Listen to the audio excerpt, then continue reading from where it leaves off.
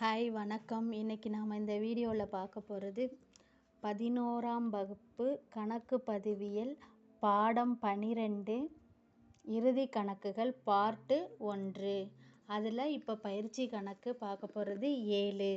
இது வரைக்கும் பயிற்சி கணக்கு 1லேருந்து 6 வரைக்கும் வியாபார கணக்கு எப்படி கண்டுபிடிக்கிறது அப்படிங்கிறத பார்த்தோம். இப்போ இந்த 7வது பயிற்சி கணக்கில் லாப நட்ட கணக்கு எப்படி கண்டுபிடிக்கிறது பார்ப்போம். இப்போ நம்ம வியாபார கணக்கில் என்ன பார்த்துருக்கோம் அப்படின்னா, எது பற்று சைடு வரும், எது வரவு சைடு வரும் அப்படிங்கிறது இருக்குது. அதே மாதிரி லாப நட்ட கணக்குலையும் எது பற்று சைடு வரும், எது வரவு சைடு வரும் அப்படிங்கிறதுக்கான லாப நட்ட கணக்கிற்கான படிவம் கொடுத்துருக்காங்க. அதை பார்ப்போம். இப்போ இதுதான் லாப நட்ட கணக்கிற்கான படிவம். இது எதெல்லாம் பற்று சைடு வரும், எதெல்லாம் வரவு சைடு வரும்னு கொடுத்துருக்காங்க. இதை நம்ம படித்து வச்சுக்கிட்டோம் அப்படின்னா இதை வச்சுட்டு நம்ம லாப நட்ட கணக்கு போடலாம். ஒரு 2 தடவை 3 சம்மு கணக்கு போடையில் கொஞ்சம் கஷ்டமாக இருக்கும். அதுக்கப்புறம் போட நமக்கு என்ன செஞ்சிடும், நமக்கே அது ஈஸியாக ஆகிடும். இதுதான் பற்று வரும், இதான் வரவு வரும் அப்படிங்கிறது நமக்கே தன்னால் ஈஸியாக அப்சர்வ் ஆகிடும். இப்போ இதில் புக்கில் 269ஆம் பக்கம் கொடுத்துருக்காங்க லாப நட்ட கணக்கின் படிவம். அந்த படிவத்தை நீங்கள் எல்லாம் நல்லா பார்த்து படிச்சுக்கோங்க.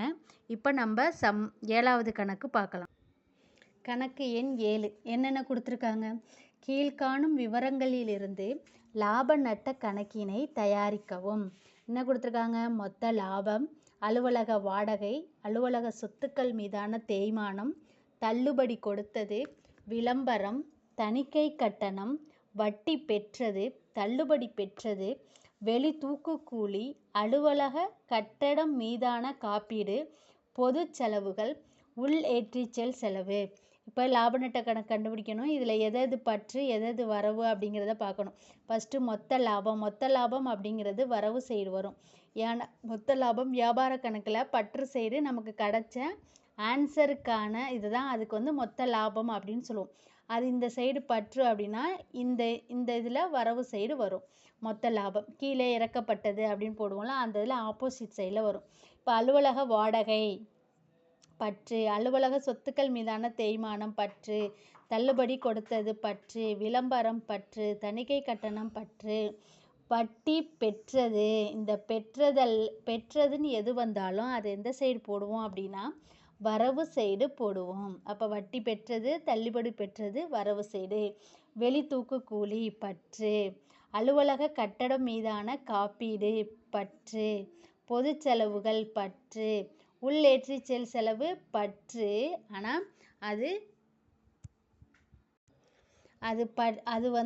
வியாபார கணக்கில் கண்டுபிடிக்கும் போது மட்டும்தான் அதில் போடுவோம். இதிலே குறிப்பு கொடுத்துருக்காங்க பாருங்கள், உள் ஏற்றிச்செல் செலவும் நேரடி செலவும்.